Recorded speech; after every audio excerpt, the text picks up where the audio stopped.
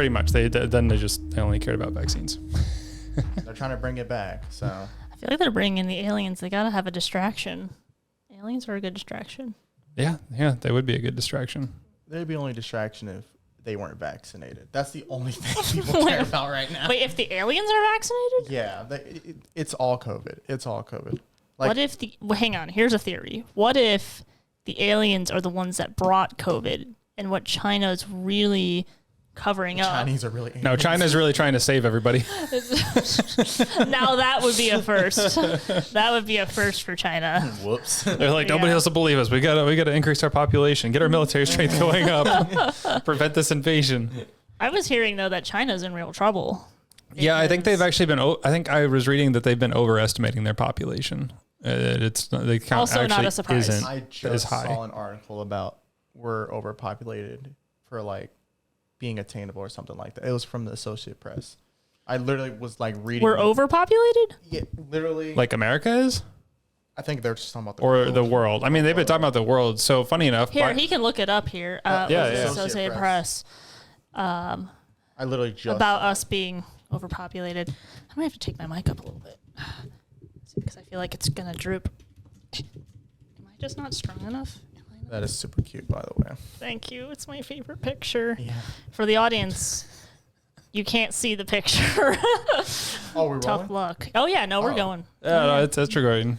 Jordan, you might want to actually lower the mic and then tilt it to get the mic higher. Though. Yeah, you can still do that. Wait, what do I do again? So you're only lifting the stand up and down. You can tilt this part up and down. So you can lower that so that the center of gravity isn't so high.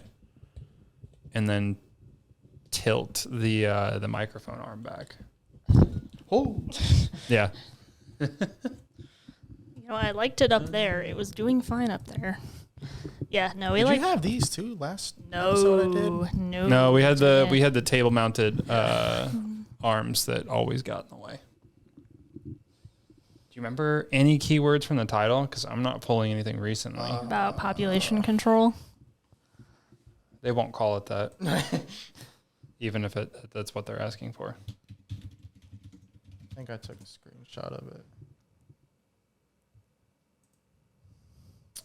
This is Rick and Morty. Oh shit, I can hear that. Yeah, I just don't know what's playing. It sounds like an elevator, like a vacuum cleaner. Can't you just mute the tab? Oh yeah, I can. I'm just curious. It's an article by Seth Borenstein. Oh, here we go. It's a chase. Oh. Capture of escaped murderer. Oh, the Pennsylvania Danilo guy. Yeah. Cavalcante. He was convicted with first degree. All right. All right. Yeah, so I would like to get that buzzing noise out of my ear. If You don't want the sound mind. of a muted helicopter? What was the name of it? What was the title of it? Or who was it by? It's by Seth Borenstein. Borenstein.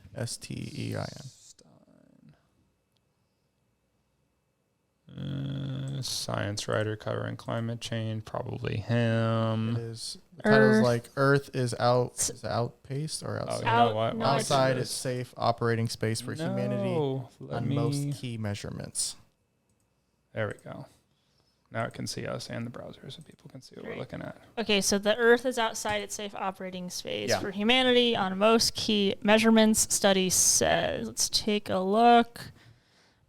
Earth is exceeding its safe operating space for humanity in 6 of 9 key measurements of its health, and 2 of the remaining 3 are heading in the wrong direction. A new study said Earth's climate, biodiversity, land, freshwater, nutrient pollution, and novel chemicals, or novel. Novel, excuse me. probably. Yeah, human-made compounds like microplastics and nuclear waste are all out of whack. A group of international scientists said in Wednesday's journal, Science Advances. So is it about, it's just about the overall climate that we're not doing too hot. Is that the idea? I just saw the title. I was like, oh, okay. So you didn't read the article. No, I didn't know we were rolling either. Well, now you do. Look prepared. Otherwise, we're going to look. Whoops. Well, that's fine. Well, it at least says so. The acidity of the oceans, health of the air, and the ozone layer are within boundaries considered safe, and both ocean and air pollution are heading in the wrong direction. Yeah. Okay. So that's typical climate change stuff then. Okay. Yeah. So nothing. Yeah. Okay. Nothing. Anything Super about crazy. population? Population. Nope. I mean, that was in the title. I mean, as far as I know, though, like There's a different, they put it in the title, but there's a difference between overpopulation and then the current population just doing poorly enough that they're just wrecking things. yeah. Well, Yeah. whoops. Now, if you have both, obviously it's going to accelerate. So, but funny enough, my wife actually had a post. I think she left a comment somewhere on Instagram about, it being sad that there's a declining birth rate. And basically she's getting absolutely blasted with people saying it's a good thing. People are cancer, heal the earth. Nature's better. I mean, there's a lot of people I'm wondering if they're going to lead by example. No, I was literally about to say, I was like, well, are you going to Why are you still commenting? Like, Yeah. Right. just go do yourself a favor. If you really believe. Do the earth a favor. Well, they have to follow, like, this is the thing, is that I find more times than not the left is more inconsistent in their viewpoints, where they don't follow it to its logical conclusion.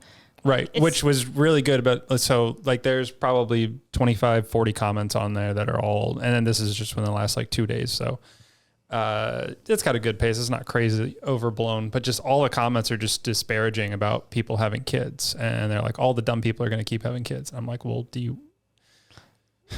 So all the dumb people. If all the smart people don't have kids, all of you people here commenting, then is it just going to be those of us left that are going to still have kids? Well, the religious population is still the one having the most kids. Yes. And not that doesn't mean that religious people are necessarily smart, though. I mean, I'm sure there's plenty of them that there's a certain like moral significance to having those kids. Mm-hmm. Right. And these people, we've seen like the rise of secularism, where I bet you these people that are commenting under your wife's comment, I'm going to guarantee you dollars to donuts that they are not religious in any way, or if they are religious, it's more of a spiritual atheism or new ageism or just being secular in that regard. Right. Yeah, but I mean, it's like that type of thinking can only go on for so long because they're not having kids to impress that type of thinking too. No. It's going to stop with them. I mean, it can catch on culturally to some extent, but I mean, a culture that doesn't value children or the next generation is doomed to die out at some point. It's not going to last long. It's not a bad thing now. What? What? Well, I think that's kind of some of the stuff that our friend John was talking about in previous episodes, is where he's like, this stuff can only go on for so long before it just kind of kills itself. Right. Yeah, that's why, I mean, when you think about these leftists that are like, no kids or whatever, I know that's a little bit of a broad statement, but that's why I feel like they do have their own twisted idea of nurturing, where that's why I feel like they come after our kids. Like, I don't have any kids to impress this on, so I'm going to go into your schools. And they feel like they have to do that. That's why I feel like, at least I feel like I see it. Like, have you seen like those TikTok videos, like libs of TikTok, all that stuff? So either I feel like it's women that are really twisted up that don't have kids, or it's like really predatory gay looking men that are like wearing dresses. Not all gay men are predatory, but the ones that are in the schools wearing dresses and trying to indoctrinate your kids, I mean, that's a pretty good indicator. Like, would you let a man, like if you guys had a daughter, would you let a man with a dress near your kid? Well, if I'm in California, I might have to now, but no. That's why I'm saying, like, everyone in their right mind would be like, no, this is ridiculous. But now we're in a climate where if you say, like, you can't even say men shouldn't wear dresses and be near children. Like, that's suddenly like this crazy thing to say. But now, I don't know. It's just now it's like, well, if you say you're against it, then you're the one that's real messed up. Well, it's because you look at it and you identify that there's something mentally that's unstable or not right. Now, I'm not going to take the stance that a bunch of conservatives did from that shooting in Tennessee and say that people that are gender confused and have dysmorphia, like, they're really dangerous towards society. I don't think that, but... Do you think that, Isaiah? I don't think I want to do that title either. I think I agree with Connor. You don't, you don't want to let their ideals speak for themselves, and then that'll push people away. But once you start to fearmonger and put them into like this category where they're like really dangerous, then it can get very, very messy very, very quickly. Yeah. So I agree. Like the tennis, like with no. Yeah. Yeah. I was just curious because we obviously, so we kind of just jumped into the episode. Yeah. We just kind of started talking. But some of you guys, our very, very early listeners, might remember Isaiah. He came on and just talked to us about his journey to conservatism. Started off as an atheist, right? Atheist and a liberal. Yeah, which is crazy because to me, like, you think like Christian conservative, but you became a conservative first. I became a conservative first and then a Christian. Yeah. I've only been a Christian now for 2 or 3 years. Wow. Yeah. So that's quite, it's like very opposite of what normally happens. But we had Isaiah on, and it was a really, really fun conversation. You can kind of go back and listen to it if you want, but this setup is infinitely cooler. In the archives. Yeah. It's really rough to look at. Oh yeah. But I guess Isaiah, just kind of tell us, just a little bit, like, I know there's a lot we want to talk about. We've obviously gotten into it already, but just kind of tell us a little bit about yourself and, how you came to be conservative. And then I guess to a certain extent, how you kind of decided to go into Christianity.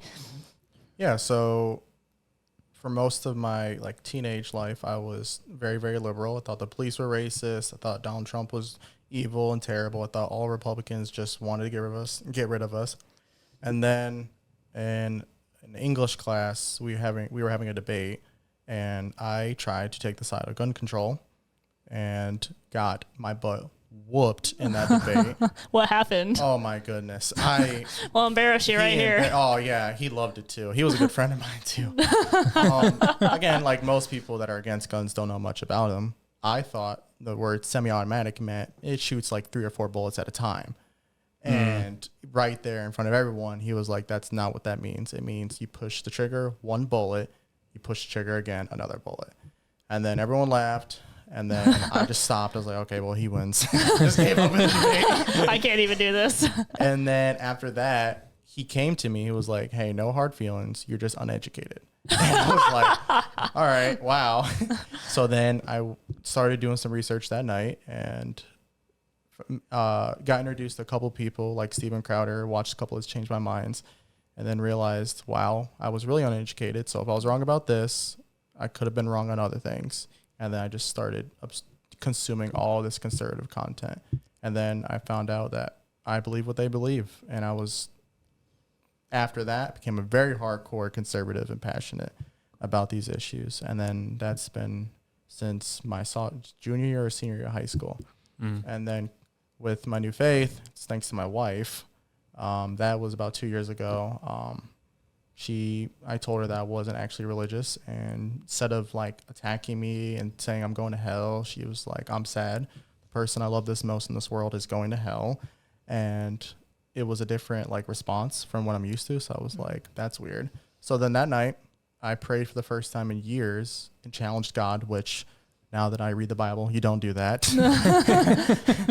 And I was just like, all right, I don't believe in you, but I'm gonna give you a chance. Prove to me that you're real. Literally, that was like the prayer.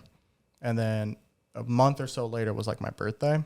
And my friend brought me 2 books. He brought me Pride and Prejudice because I'm a Pride and Prejudice fan. Really? Yeah, we don't talk about it. Ruins my street cred. And then he brought me the Bible, and he was like, I know you're not religious, but something told me you need this. And I was like, all right, I guess that's proof you're real. And then I told my wife I'll start going to church with her. And we started going to church, and now I'm two going on 3 years a Christian.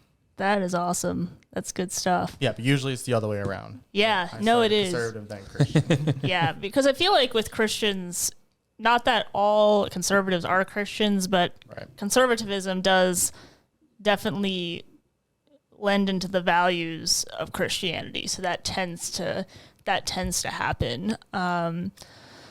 There's also, and I am pulling from more of our previous conversations. where I think I remember after our first recording, we all went to go get Five Guys. First time. Yeah. And which is crazy. And so that was almost a year ago. Yeah. And I want to say I remember this because you're like, yeah, you know, I'm the typical black stereotype. Yeah.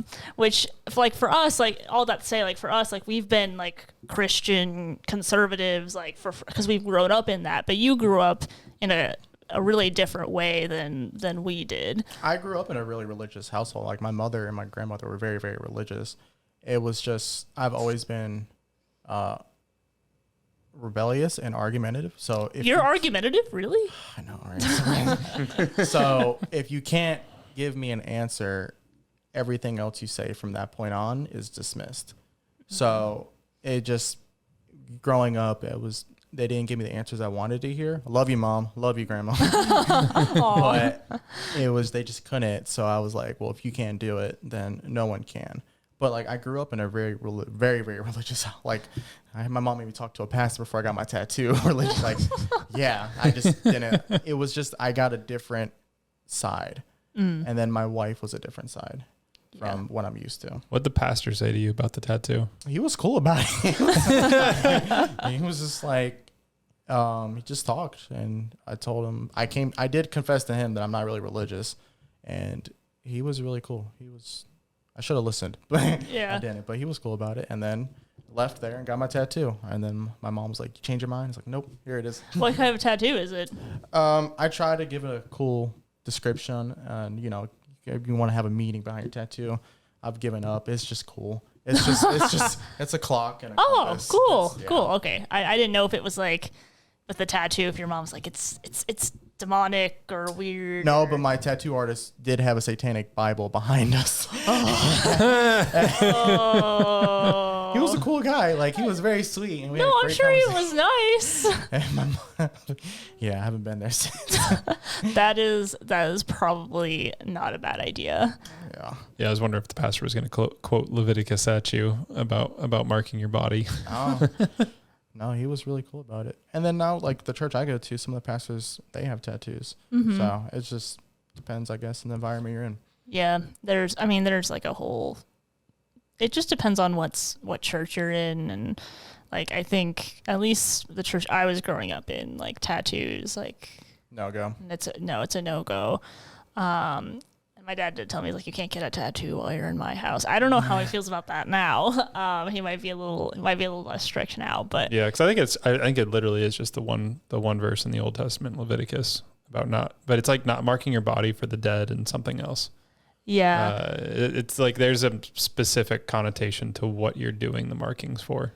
Yeah, this is my own personal belief, so it's not really biblical, by the way. So just putting that out there. I'm fine with, like, smaller tattoos. I have a real problem with sleeves. Anything that covers up. Same. Listen, no. I want to have a sleeve. Anything that covers up a large portion of the body, I am against it. Because so clothes are out. Yeah. But, well, I do like my clothes, but it's like, to me, it's like the natural body where it's like you're covering up all of that natural body and then permanently doing that. Like, with my clothes, I take them on and off, and thank God we're all wearing clothes today. Like, good stuff. But again, like, that was a place where I came to with it, where I was like, I wasn't, like, against tattoos, where I was like, I don't mind Christian or even, like, something that's cool. On a personal level, I'm like, you might end up regretting that, in a couple years. I know I will. But. Yeah. I mean, and that's part of it, where it's like, okay, is this going to be something that's timeless, But when you have, like, an 18-year-old getting a tattoo, like, are they really, like... I was 18. That was my 18th birthday present. I was like, I'm going to get myself a tattoo. Yeah, no, but that's the thing, though. They're like, oh, my gosh, I want to get this thing or that thing. And it's like, are you going to like that when you're They are 40? addicting, though. I thankfully didn't have enough money to get more. But, I mean, I don't like this one, but I do want more. I mean, yeah, like, if you get another one. But if you get a bunch of smaller ones, that still covers a large part of your body. Like, if you get, like, a ton of small ones together. How small are we talking, man? Well, what's your definition of small? Like one dot, and that's okay. That's your tattoo. No, like, okay, so, like, okay, we'll get into this. So, in my head, it is subjective, I admit. But, like, this to me would be small. I'd be like, that's pretty small. But I want to get that because that you can't hide that. Yeah. So like I want half a sleeve for. I mean, you can still see mine, but like you can cover up. Yeah, I mean that's what I said. I said like full sleeve, where you're like that to me. One, I don't think it looks good. That's the first thing. I don't think it looks good. It depends on the sleeve. I think Joe Rogan's sleeves are bad. Like, Yeah. they look good. I have not. I've seen some pretty good ones too. I feel like the way that maybe men look at tattoos is like the way women look at other women's makeup. Yeah, probably. Probably. Because I'm like, I have watched Joe Rogan. It's like, I don't even, like, to me, it just looks like ink. Like, I don't even, like, look at it.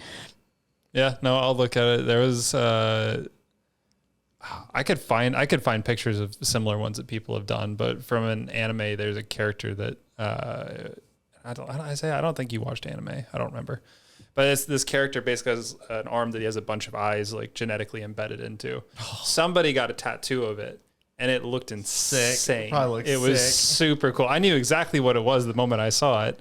And he put his own little spin on it too, but it was just something that's like, I looked at it, I'm like, that is such a cool piece. No doubt that, like, good tattoo artists, I mean, it's talent, it's skill, like, absolutely no doubt about that. Especially, like, making it look, like, 3D, like, on skin. Like, that's tattoo insane. artists doing, I don't know, some of this, they've got some of the best art, I feel like, that's out there. Oh, yeah. Like, just the way they can do the designs. Because on top of it, you're working on a surface that's not flat. And so everything's got to curve and look correctly. Yeah. So you're putting, especially if you're putting like a 2D image on your arm, it's a 2D image going onto something that's 3D. It's 3-dimensional on your arm. So it just, the way that they can pull it off is just incredible. It's amazing. And the canvas moves because people, they owl and can complain and like. You've seen the ones where they make their arms look like they're robotic or like there's pieces that are missing to their arm. Just, crazy stuff. I mean, it is cool. I will agree with Jordan where I tattoos on faces I'm not. Oh yeah, no. Oh, I think those are horrible. Because if there's ever an identifying marker to a person, it'd be their face. Yeah. So I would take your idea about covering up the body, and to me, it's like face is most important. Probably don't do that. Don't tattoo your eyes. Honestly, there's nothing creepier when people like tattoo the whites of their eyes. Yeah. I don't even know how they do that. And the thing is like they can, if you really want to try it out and you want to see how your eyes would look like that, just go get some contact lenses for a little bit. Try it out. I remember I wanted to get piercings when I was younger, and my parents were like, all right, well, before you go get piercings, here's some like clip-on ones and some magnetic ones. Wear them around for a bit. If you still want a piercing in like 2 to 3 months, then we'll go get one. 2 to 3 months went by, and I was like, I don't really want one anymore. Yeah, I think in the white, like when you get your eyes tattooed, you have to do like every 6 months or something crazy like that because like it goes away. Really quickly. Thank you. It's just demonic. Yeah. Like if you want to do that, like there's something wrong with you. I'm putting it out there. There's something wrong. There's nothing wrong with you. There probably might not be anything wrong with you if you want to get a tattoo, but tattooing your eyes? No. That's fair. I know how the tattoo needles work, and I do not want to put that in my eye. That is. There's so a lot disgusting. of things I don't want in my eye. So I was like, for people that, it's like they think about putting contacts in their eyes freaks them out. I'm like, how about tattooing them? Yeah, nope. It's a no for me. It's a no for me. We went on a tangent there. Yeah. But I guess we're gonna try to get to the news. But we've been talking about a variety of different topics that have been, I guess, I don't know, they're just cultural things that are going on. Tattoos. That's more like for the Christian audience. It's definitely, you guys know that there's a big debate around off that. the one verse. Yeah. But speaking of things that shouldn't need a ton of debating, which is debated, we have transgenderism, which at least, Resident Skeptics has been covering a bit more, I would say, and especially with one of our contributors, John, that has been a huge topic. But we do have some news, I suppose, and you're a bit more well-versed in it about what's going on in California. I wouldn't say I'm well versed, but they just started I guess it's a Transgender Awareness Week. I thought it was a month, but it's from November 13th to the 19th. And it's supposed to build up all the way to the Transgender Violence Awareness Day, which is like November 20th. So it's just all about the violence towards transgender community, apparently. And I think it's just in California. It's just in California? I'm sure the other states, if they haven't said they're going to recognize it, they're going to recognize it. Guarantee New York will be next. Yeah, well, I mean, it's California's, I feel like they lead in the most radical policies or like radical ideas. And then it's New York. I'm trying to think of who else would be. Chicago. Yes. Chicago. Yeah, Yes. it's like Michigan comes in there Yeah. quite often. I can see Colorado. Oh, easy. Colorado. That's easy. Yeah. But this is what confuses me about it is that, so there's literally, so as far as I know, there is what they consider the LGBTQ plus IALMNOP month in June. Yeah. They're part of the LGBT, like it's in the letters. They already have a whole month. That's what I'm trying to figure out. So why, like, and by the way, like it went from being a month of that, like it started off as like a week in June, and then it became like an entire month. And it's like, wait a minute. And now we're making, what was it? Trans awareness? I think it was like transgender awareness. Can you look it up on there? Yeah, So we have transgender awareness. I feel like the entire month, all that's ever happened is that we have the transgender flag everywhere. Right. So I'm not sure why we need another one. You want the Wikipedia on it? I want the That's GLAD the most one. reliable. I know. I want to know what GLAD says, actually. I want to know what they say. Oh my gosh. I think I need to get my eyes checked because, Okay, yeah, it's a week. yeah. So each, November 13th through 19th. okay. So what is Transgender Awareness Week? And this is from GLAD, all right? So it's not our interpretation. Transgender Awareness Week is a week when transgender people and their allies take action to bring attention to the community by educating the public about who transgender people are, sharing stories and experiences, and advancing advocacy around issues of prejudice, discrimination, and violence that affect the transgender community. So that's what they're saying it is. Here's actually what gets me. All right. Here's what gets me is that they talk as if they want to know about everybody's experience with transgenderism. Like, so if this really is a transgender awareness week, wouldn't you want to include detransitioners in that? Because You would think. Because they have an experience with being transgender, so to speak, and they're not being included. I think I've seen a story, and this one's actually, I think, is a bit popular, of these boys or men getting bottom surgery, and so they have to dilate, I think, like every day. And then it can go down, but you can't stop dilating, because if you stop dilating, then you can get infected. So you have to like basically do it forever. And then these surgeries cost a ton of money. So, you know, the medical field is getting some money, I guess, in that area. But this is what you're talking about boys that get transitioned surgically to girls. Yes. Yeah, they basically have to keep an open wound at all times. Right, which is really sick, if you think about that. Wasn't that brought to light from that transgender? I think that person had a whole show, like Jazz. I Am Jazz. I think it was Jazz like, Jennings. Yes, That was one of them. That person's mother was like forced, like, you need to do this every day. Yeah. And that's where like it really shined a light. It was like how brutal it actually is, the transitioning. Yeah. Yeah. Maintaining it. There was also an interview with Jordan Peterson and Chloe Cole, which I'm sure you've heard her name. Have you heard her name before?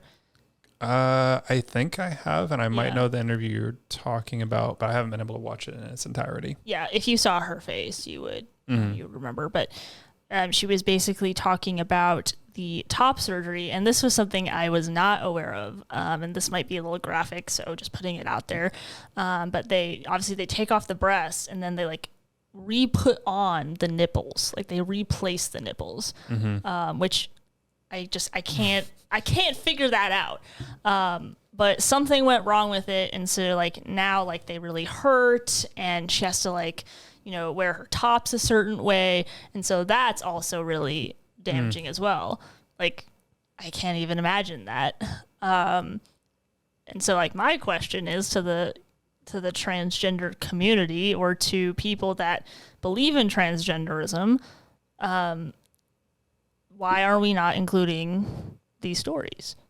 Goes against the message, because that might actually encourage people not to go through it, and that's not what they want. It seems like they want everyone to be gay or transgender nowadays. So when you see people actually regretting those decisions, makes you think twice about it. I can understand the medical field, like not wanting these people to speak out, because if these people speak out, well, then your profits go down because less people are getting. Yeah, it's a great cash cow for the medical community. Fantastic cash cow. But for the people I kind of call it the people on the ground level, who have maybe gotten the surgery or have gotten caught up in the movement. They don't really have any sort of stake in these people getting, or like profit in these people getting these surgeries. If you truly care about the well-being of another person, if someone's like, hey, this is not good, why would you bash them? Like, I've seen that happen, or reports of it, so to speak, because do you really hear a lot about detransitioning in the media? You're starting to, but still not a ton. Yeah, no, I would agree with Isaiah on it, that it hurts the imaging and the brand that they built for themselves, that transitioning and getting everybody to accept you the way you want to be seen or perceived is the best thing for that person's mental health. And so when you have these people that, it turns out not being the best thing for their mental health, or it makes it worse for them, then they don't want those people to be part of the brand message. Yeah. Right. I think it's 80% of them grow out of it too. Anyone that has gender conflicting issues, they grow out of it. And then again, we look at the suicide rate. It's pretty much the same whether you go through the transition or not. So it's they don't want to show those stats, because it's I think it's 20% now of people identify within the whole LGBT, the rest of the alphabet. Where do you Well, they're going to have to, as they keep expanding the categories at this point. Yeah, it's so many. It doesn't have a plus at the end now in case you want to throw another one in there. Yeah, well, two SP plus. So there's two spirit, and then there's plus for kind of whatever you want. And the two spirit comes in, I think, from Native American history, where I'd have to look it back up because it's been a little while, but they basically believe that people had the male and female spirit, which it could have been. Realistically, it's probably talking about a feminine man or a masculine woman. Mm-hmm. If they had a female that was physically capable of being a warrior, then that would have been somebody that was two spirit. And maybe I'm just completely talking ignorance here, but that is what I remember as of right now from my research. It's there are things like that have existed in other cultures, but they never tried to transition them that I'm aware of. At least not. They couldn't in the way that we're doing it today. I was about to say, I don't think it's to the same level here in the United States. You don't hear about it much anywhere else. Yeah, body mutilation to give you the appearance, and it's a pretty rough appearance too. Yeah. Unless you're already a very feminine man or masculine girl to begin with. Mm-hmm. It's a hard one, and it keeps coming, and now they try to indoctrinate kids, and it's how many years as a kid did I just want to be a superhero of some sort? Yeah. And can you imagine if my parents just had it, gave into it and was like, all right, well, let's see what we can do to bioengineer you or give you some sort of cyberkinetic parts, and, go get in front of that car moving at 60 miles an hour and try to stop it because you believe you're a superhero. That's how it's insane some of this stuff is getting. It is just, you try to make your kids into whatever they happen to believe they are. They're kids. They can't drive. They can't vote. They're not old enough to make the decision if they can legally smoke cigarettes or get a tattoo or any of this stuff. But change your body forever. We don't even let them make the decision on what they're going to eat for dinner. Yeah, if you gave them that decision, they'd be having ice cream. Yeah, and Sour Patch cereal. Kids. Every single meal. Yeah, I had ice cream for dinner last night, but still. Oh my gosh. Still a child at heart. Well, you're old enough to make that decision, though. If you want to have ice cream for dinner, listen, I don't think it's a great idea, but you went for it, and you're able to. Although eating ice cream for dinner has a much less severe consequence than you being like, I'm going to be a chick and get breast implants. Those are two different things. So, and that's the exact point. If we don't let them make these tiny, small decisions, why do we let them why do we let them make this decision? And, and this is what really bugs me, is that they talk out of two sides of their mouth. They're like, yeah, kids, like in any other context, if you don't even bring up transgenderism and you talk to any rational adult, whether they're on the left or the right, they're like, yeah, no, kids' brains aren't developed yet. Not in the context of transgenderism, because the moment you mention transgenderism in kids, they already have the narrative ready. But if you catch them off guard and they're just like, hey, yeah, kids, oh, they can't have, like, I've had this happen many times. And it's like, okay, what about transgenders? Like, oh, no. It's like, they know what they are. Yeah, they're just not. That's the thing. They're not logical. It's what you said. It's a message. It's not just a message. Like, they have these talking points in their head of what it's supposed to be. And I'm not even trying to like make fun of them. I'm just trying to be like, hey, have you thought about your logical framework and also the very practical and lifelong implications for these children? And they just don't think about it. They don't care. They don't care. That's the problem. And if you are showing any form, like, they say that we're not the ones showing compassion, but when we bring up the stats of how it's going to affect them long term, then all of a sudden they don't care anymore. It's like, well, they identify as this right now in the moment. We need to respect that, and we need to help them mutilate their body so that way they can be happy right now. And we can tell them, well, 10 years from now, 20 years from now, they're not going to be happy. It doesn't matter. You're right. Yeah. And before people comment and say that they're not doing surgery on children, we're talking about the chemical and the hormonal, which, by the way, a well. huge deal. People don't understand how important hormonal balance is. I think women understand it a little bit more because we have more hormones to balance, but you start pumping a girl with 10 times the amount of testosterone her body is supposed to have, like, that is going to cause a severe hormonal imbalance. And they already have so many hormones imbalanced while they're teenagers. Yeah. And if you're doing that while they're growing, it's not reversible.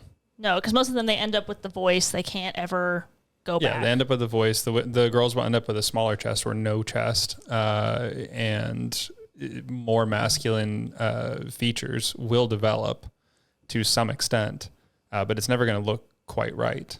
Yeah. And then if the guy's taking estrogen and anything else to make him more feminine, like, he's going to have underdeveloped male parts as well, and it might hurt his chances at reproducing in the future. So it's like, there's a lot of stuff that goes on, and it's just not reversible. As like, people that think that the idea that they can just pump these kids full of these hormones, and if the kids ever decide to detransition, they can just stop taking those hormones and their body's just going to reverse and go back the way it was supposed to. Such a lie. I don't even know how people arrive at that conclusion. I just don't think they think. I just don't think they connect the dots. I think that's what happens, where I think they get I think Isaiah said something that was really important. He talked about, like, the now of everything, where we do live in a society that is about instant gratification, no matter what it is. I think that's when Isaiah was saying that, I was thinking, like, well, that's why, people just divorce. They're like, I'm just not happy now. I'm not happy now. I'm done. Like, you have Emily Ratajkowski, getting on a video being like, oh, you should divorce by 30. I'm honestly just so much better, stuff. Wait, was that the... No. Emily Ratajkowski is a model. Is that the porn model? Or you're thinking of... No, that's a... Well, I don't know who it is. I think Mia Khalifa was also... Yes. That's the one. Yeah, yes. no, I just saw a video of her either this morning or yesterday where she was talking about, like, oh, yeah, like, I was married at 18, divorced at 21, then married again at 25, divorced at 27, then I got married at 29, divorced at 30. Yeah. Like, and I'm just better for that. I'm just gonna, like, I don't need to wait around for this guy. Like, if he's not good, I'll just leave. Yeah, no, so it's just like, if you're what? not, if this person is holding you back, like, you need, like, we cannot be afraid to leave these men. That's what she said. We cannot be afraid to leave these men, which is such a very distancing language that she's using. And both of these people we're talking about are models, by the way, right? Yeah. Yeah. Wait till y'all get old. Yeah. And also, it's like, with that mindset, you're going into a relationship where you're already establishing you're not equal. It's like, you're going to impress me, you're going to take care of me, and you're going to spend every day trying to make sure that I am satisfied with your performance. If not, I'm leaving you. And that's not a relationship. Anyone that's in a long-term relationship or married knows it's not going to be all sunshine and honeymoon phase every day. or maybe it's just me, but I Maybe my relationship is just horrible. No, Connor, maybe Connor can back you up. Yeah, no, it's you don't have the honeymoon phase for forever, but I mean, you can go in and out of it, but you got to be purposeful about it. I think that's where a lot of the marriages have a difficult time, is like you spend all this time pursuing each other and putting your best foot forward, and then you get married, and a lot of people just kind of slack off from that. yeah, you still need to put effort in every day. Yep, got to keep it up. But these women that are just leaving men right and left because they're just not happy or feel like the guys are holding them back. Like, we're talking about the guy that's, who's going to be like the fourth or fifth person to marry her at this point. It's just like, he's an idiot. He knows what to expect, or he's just happy to have her on his arm for a little bit, but he knows he's going to get rid of her, or she'll get rid of him, and then he doesn't have to bother with it. She's not going to respect him. He's just going to be expendable asset in her eyes. Like, I'm going to get rid of you here soon. Mm-hmm. So, and they'll turn 60, 40, and then they'll regret everything. And then the shoe's going to be on the other foot when she gets discarded. Yeah. These women, the women that talk like that, they think they are so narcissistic. They think so highly of themselves. Like, it's what you said. Like, I don't have to. It's not a relationship. Like, you have to perform for me. Like, that's a really difficult relationship to be on. Like, that's walking on eggshells constantly, being like, if I do the wrong thing, or if I can't keep her happy, then she's gonna just take off, and that's it. Like, there's no room for error. And he just has to continually put up with her garbage of just constantly demanding. Yeah, the new age of feminists are starting to sound a lot like the patriarchy that they preach about hating, and how women were treated. Yeah. As like the new best woman in their eyes is the one that acts like the chauvinistic man. Just they want to do it towards they just want their turn, basically. Yeah, is how it feels, and there's a lot of guys just really are not putting up with it, which is kind of, I don't know. I want to say it's kind of surprising that the culture is not gripping them. They're just getting irritated, at least online wise. If we talk with John later, he can probably speak to that as well. But I don't know. It's interesting. And then you have, I guess, what people would call the beta males or the soy boys that join in and just kowtow towards them and go along with it. Well, they don't respect them anyways. Like, the very men that they say that we have to be as men, they don't respect and want. Yeah. Like the soy boys and the beta men, they don't want those kind of guys. Or they're sleeper agents. Yeah. They just want, what they want is the very same people that they're pushing away with this. Like any respectable man is not going to go into a relationship where it's like, so I have to just try to impress you every day, and like you're never going to reciprocate that same energy. No. Mm-hmm. So it's funny, and they always realize like when it's too late, and then they're in a not identity crisis, but like they have no kids, they're not in a committed relationship. Midlife crisis is what you're like. Yeah. And then they're stuck and they don't know what to do every time. I feel like we were actually talking about this before we started recording. I think that's why Andrew Tate, has become so popular. He's like the overcorrection to the soy boy, to the feminists. He's top G. Yeah, he's kind of that, like, there's things that if you isolate what he says, I agree with it. He speaks a lot of truth. He does. I don't think he has a great lifestyle, but I think the reason why I think he's so popular is because he is that overcorrection to all these women beating men down, telling them not to be men. Then Andrew Tate is coming out and be like, no, be a man, and in some ways in a bad way, but in some good ways as well. Working hard, being successful. Granted, he takes that a little bit a certain way, but like, I think that's why these guys are starting to gravitate towards that. I think they're just so done being a beta male. I think there's always going to be beta males, but I do think and you guys have to tell me because you guys are guys.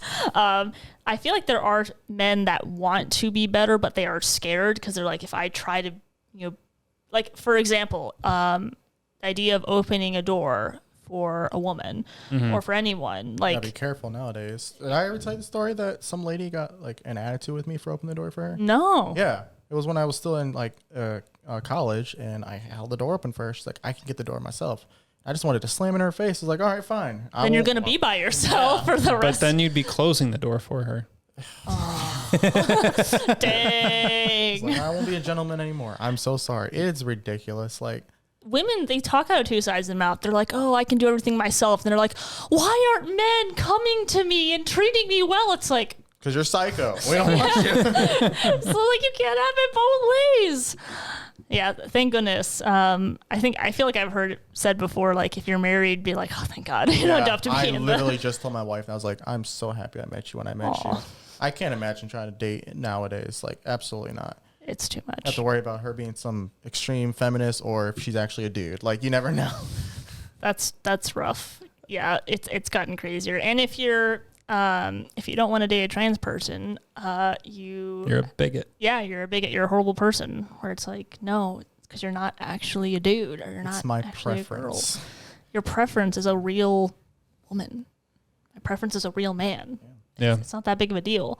Yeah, I feel like I've seen a lot of clips of Piers Morgan taking people like this to task. Yeah. Piers Morgan, recently. Of all people. Oh, I love listening to him because he sounds him. so polite, but yet what he's saying can sometimes be really mean, but it just still comes across as polite. I'm like, something about the accent. He's able to get it across like nicely. Like, two that stand out is one, I guess there's some sort of like, there's some activist that is, at least what he was spouting was that like fungi, mushrooms and stuff have like 20,000 different genders. I mean, the plants have genders. And so like they like are having like some sort of queer mushroom fungi celebration, and Piers is like, I don't get it. Like, why do the mushrooms need to be queer? Like, what's the deal with it? And he's like, why, Piers, why do you care? And Piers is like, because like you're making it a big deal. It doesn't deal. make any sense. It's like you guys are just trying to turn everything into this stuff. He's like, I'm tired. He's like, he said it outright. He's like, I'm tired of everything being rainbows for a month in the summer, and then you guys doing this other stuff. And then the activist responds like, well, I'm tired of everything being straight. And Piers is like, what is straight? Like, we're not infusing being heterosexual into everything that we do and create. It doesn't make any sense. So there was that one, and then he had another clip recently where he flat out told the mother of a transgender like 1 or 2 year old, he's like, I think you impress this on your kid. She was like, no, my kid, like, once they were born, they knew that they wanted to be the other gender. And he's just like, no, I think you, and you got to kind of say like maybe a little bit of a light bulb come on for her. And then she redirected.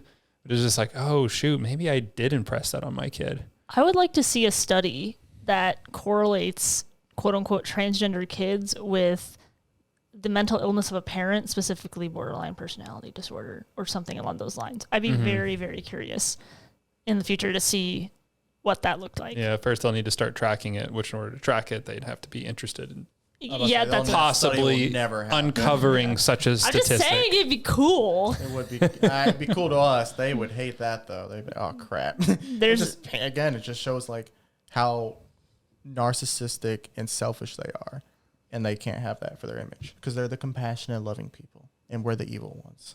Yeah. Just to even have the possibility that there could be some sort of a common factor that resulted in children that wanted to transition. You know what reminds me I feel like they wouldn't do it. Was it Munchausen by proxy? Is that what it's called? Like the idea of like it's like, I think about like a Gypsy Rose. Do you know what Gypsy Rose is? I do not. So Gypsy Rose lived with her mother, and Gypsy Rose was a girl that had cancer, and she had to take all these medications, and so they had people donating things, giving her trips to Disney World, building them a house, Habitat for Humanity. And what was basically happening is that this mom was poisoning her child with certain medications, shaving her head bald, and basically using her child to get attention. It's crazy. And the end of the story is that this girl, though, she knows that she's in a very odd situation. She knows she's not sick. She meets this boyfriend online, and to help her get away, the boyfriend, I believe he stabs the mother. So yeah, it's very extreme. Yeah, you were right, by the way. Munchausen syndrome by proxy. Yeah, and so I almost feel like it's another form of that, of like, it's almost more out in the open of they're using their child to get this notoriety, like, oh, my child's transgender, they're special, you know, and you have all the pride stuff that's happening. It kind of reminds me of that, because there's no way that a 2-year-old knows what, like, picks their gender. Like, they don't even fully understand the concept of like their biology or like sex. Like, they don't know any of this stuff. No, they don't. They're still learning how to speak. Like, it's Yeah. absurd how young people are like trying to influence their kids now with this gender identity. Yeah, they're still learning how to write and speak, write, read, walk, talk, like all of that is, and you So think that this kid is ready to transition. Right. And now while you're learning all that, what's your gender? Like, it's absurd. It is. It truly is. And I feel like we could go on and on, but I think we'll hit pretty much a circle. Yeah, no, we'll hit time here. But you will, that's the good news, is that you will be seeing Isaiah around more. He is joining us, which we were very excited about. Excited to be a part. And yeah, it's gonna be a lot of fun. We've been eyeing him for a long time, needing that diversity higher. We knew. Our ESG score is going to go up. Yeah, we're pretty dang excited about this. But I know that Isaiah, I think the last episode he talked to us a lot about the Black community and how they're really taken in by the narrative. So definitely want to talk more about that, because that's always fun. But Isaiah, obviously you cover more things besides being Black, so it depends on the day. All right, we're gonna call that good. Make sure that you subscribe if you're watching this episode and you're not subscribed. What is wrong with you? Subscribe, follow us on Spotify, Instagram, Facebook for all of our updates. We also have articles that we make it out about once a week, so you can hear from some of our other contributors, including John, who always has something spicy to say. So that is my outro. It's feeling very nice better. outro. You've gotten very good at that. Thank you. I practice in the mirror when I wake up in the morning. Subscribe. All right, that's it. All right.